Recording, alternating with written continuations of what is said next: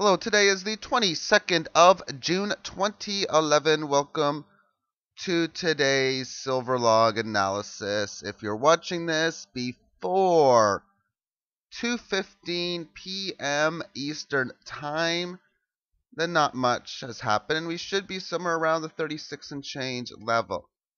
Now, after the case, after 2:15, that's when Ben Bernanke will do some press today. The Fed minutes, and most likely they'll state that rates will remain near rock bottom for an extended period of time, or low for an extended period of time. And it doesn't say much to predict this to be the case because that was the last few predictions that have all been correct.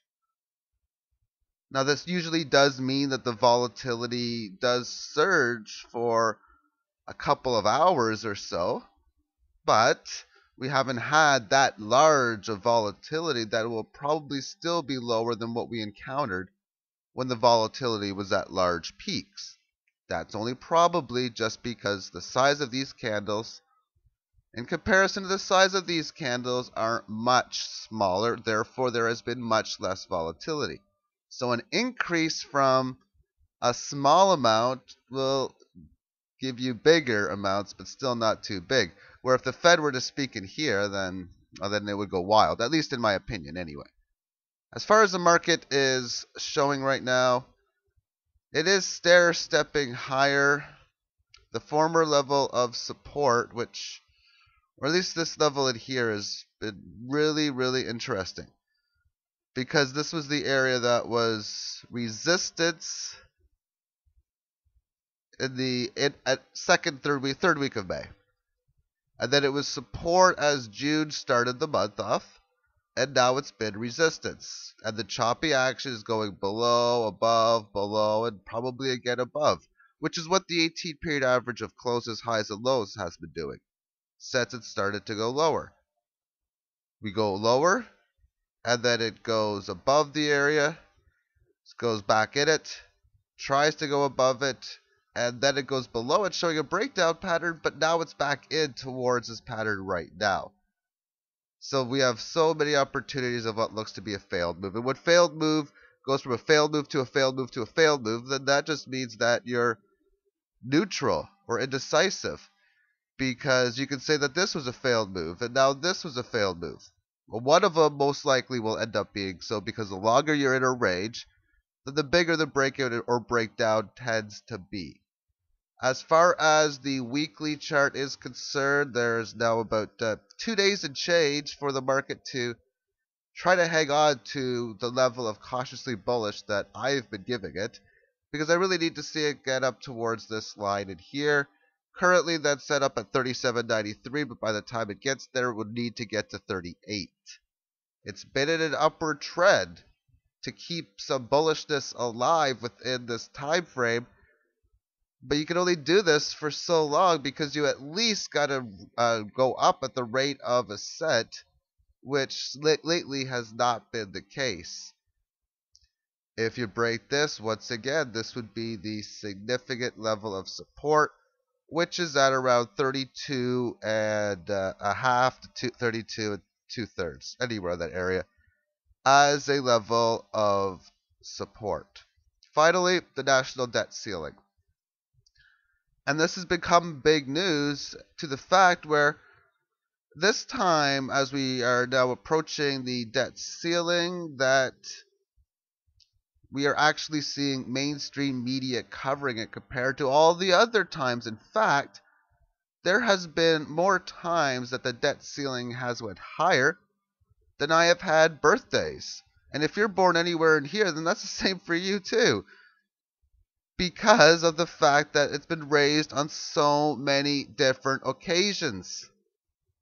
And this is the ceiling, not the debt itself, although it's pretty much the exact same chart, because every single time that the debt goes above this, well, they just raise the ceiling. Very interesting in my opinion, and these numbers are yesterday's numbers, by the way. Sometime in the middle of the afternoon on June the 21st, the debt ceiling was and still is 14,294. By the way, that's not million. That would be too small of a number. Let's delete that. and call that billion. 14,294 billion is the debt ceiling. Imagine what what would a billion $1 bills look like, and do that 14,000 times over. There is the national debt ceiling. The current debt, it's higher, but they have a thing on their webpage, which is the debt clock webpage, that says that it's only 14.288 trillion, probably 289 today, I'm not sure. But that's like an accounting term, almost like a mark to model or unemployment rate with all the fancy formulas and calculations to change the numbers. That's what it seems like to me. But that's just author's opinion only. Then we have these things as far as the debt and silver. Back in 1980, the debt ceiling was 879 billion and still was yet to become that of a trillion. And silver was $50 per ounce for a few moments anyway. And in the earlier parts of 2000, the debt has gone up to 5.95 trillion, or that of about 8 times higher, and the price has been plummeted, or down over 90%, or 12 times lower. Interesting how the debt goes higher and the price goes lower. Since this point to now, the debt ceiling is close to a little over 14 trillion, so that's about 130% gain. The silver price has gone up about 800% or so.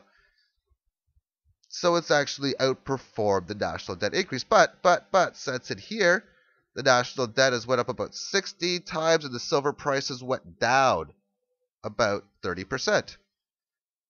Of course, the big reason, or one of the big reasons that I do like the physical silver, is because this is continuously going higher. They create money out of thin air and thus increase the debt clock. You'll also hear on the mainstream media how they say, oh, this president has racked up more debt than these other presidents or all the other presidents combined. Oh my, and when you look at this, no, not really, because it's the rate of ascent has changed. You've already broken uptrend lines to lower rates of ascent, sort of like this one in here that broke in 1990s. Now, I don't know if these numbers are true, but according to the numbers they report, it is true. And at the start of the war, it went up from about 50 to about 300 and something pretty fast, or about 8 times. If you figure, the amount of debt they created over 5 years was created over, let me just do a matching period here so I can know when. So from about 1985 to now, which spans about 25 years, there was as much debt created, according to the government stats, than there was during the first 5 years of the war. Now, if you know a gambler who's been losing a lot of money, it's been so clear that that person's been losing a lot of money by going to the casino and playing baccarat or blackjack or slots or whatever, but has been losing a lot, and you ask that gambler, how much are you down? Now, it's pretty obvious that this gambler is down money. Therefore, you're not going to hear that person state, no, I'm actually up, and then state whatever. They won't say that. Now, they may say they are at even, and if a gambler says they are at even, there's a very small chance they actually are, and a large chance they're down a lot. Because that's what they say. That's psychology. But when a gambler knows for sure, without a shadow of a doubt, that the person that they're talking to knows they're down, then they're going to say that they're down, but probably not as much. So if a gambler says, I'm down $250,000, then I'd be thinking, are you down over $1 million then? Because I don't think you'd be saying the truth. Although that person might be. Question is the current debt ceiling or current debt actually $14.444 trillion? That's what they're telling us. It's the same sort of theology. And I even look at this chart like a gambler type deal. You go to the casino, you start off with like $40, $50, and well, you're losing, so you put in some more money, and you tell yourself, this is the most I'm going to lose. And for a while, you're doing pretty good. And then you just start losing and losing and losing and losing. You start off with only about $50. Now you're over $14,000 in debt. To help this person, would you want to give them more money to gamble with? Because every time you hear on the analysts on television stating, oh, we gotta raise the debt ceiling or we're going to default. Yeah, what's so bad about a default? Okay, short term, yes, it would be bad, but what's the long term effects of having this debt based economic system? It's already catastrophic. It's not going to be catastrophic, it is currently catastrophic.